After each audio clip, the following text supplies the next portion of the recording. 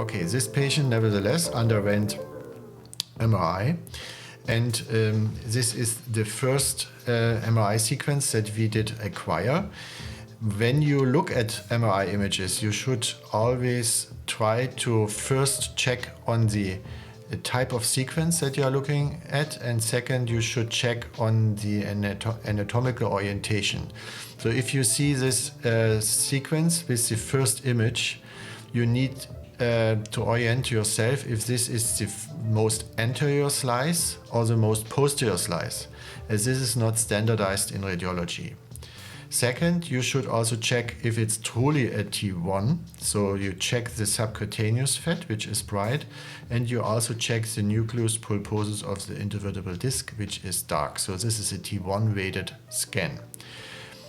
As we see the facet joint over here, and also the spinal canal, there is these are signs that we are in the posterior aspect of the joint. If we go through the slices until the last slice, which is now slice 21, we see here parts of the bowel loops. We see also fat of the in the abdomen, and we see also the vessels of the iliac vessels on both sides. So this is the anterior slice. And now from the anterior slice, we're going stepwise into the bone. We are having here this iliac bone. We see a part of the sacral bone over here. There's a joint space in between.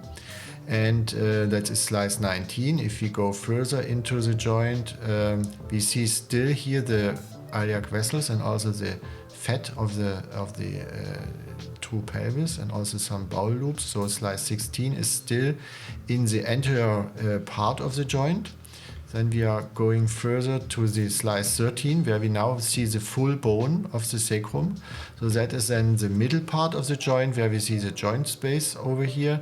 And then starting at slice 9, we see the cartilaginous part of the joint in the upper 1/4 of the contour, and we see the ligamentous part of the joint lower here.